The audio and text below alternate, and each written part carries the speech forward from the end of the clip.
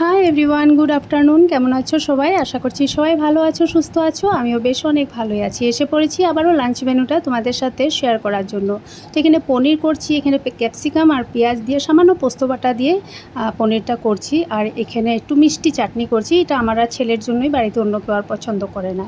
তো মিষ্টি চাটনিটিতে আজকে আমি আদা দিয়েছি। এটা আদার মতনই, বাট এটা ঝাল হয় না, মিষ্টি মিষ্টি হয় আর কাঁচা আমের গন্ধ করে, চাটনিতে দারুণ লাগে।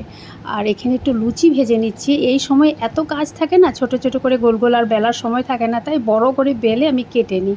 আর ছেলে টিফিনে দিতে হবে, তার জন্য এই চাটনিটা করেছি। আর কয়েকটা লুচি ভেজে নিচ্ছি। আর এই যে ছেলে টিফিনের জন্য আমি রেডি করে নিচ্ছি। এখন ছেলে ভাত খাচ্ছে। ভাত আর ডালটা আগেই হয়ে গেছিলো, সেটার ভিডিও করা হলো না, দেখাতেও পারলাম না। তো ছেলে টিফিনটা রেডি করে ছেলেকে বিদায় করে দিয়ে এবার আবারও রান্নাতে এসে পড়লাম। তো এখানে দুধ কচুর ডোগা তিল বাটা দিয়ে করছি। এটাও খেতে কিন্তু খুবই ভালো লাগে। আর এখানে করেছি হলো মাছের ডিমের বড়া। বেশি কিছু রান্না করিনি, আজকে রান্না আমার এতটুকুই। তো এখানে মাছের ডিমের বড়া করেছি, আর স্যালাডে তেমন কিছু ছিল না। তো এখানে বিটরুট আর পেঁয়াজ কেটে নিয়েছি, তারপর এখানে একটু নুন আর লেবুর রস দিয়ে মেখে রেখেছি। এটা দারুণ লাগে কিন্তু ডালের সাথে খেতে। আর এখানে লেবু কেটে রেখেছি, কাঁচা লঙ্কা। তো এই ছিল আজ আমার দুপুরের লাঞ্চ মেনু। তো কেমন লাগলো তোমাদের নিশ্চয়ই জানাবে। তো দেখা হচ্ছে তোমাদের সাথে আমার নেক্সট ভিডিওতে। সবাই ভালো থেকো, সবাই সুস্থ থেকো। Tata, bye bye, and take care.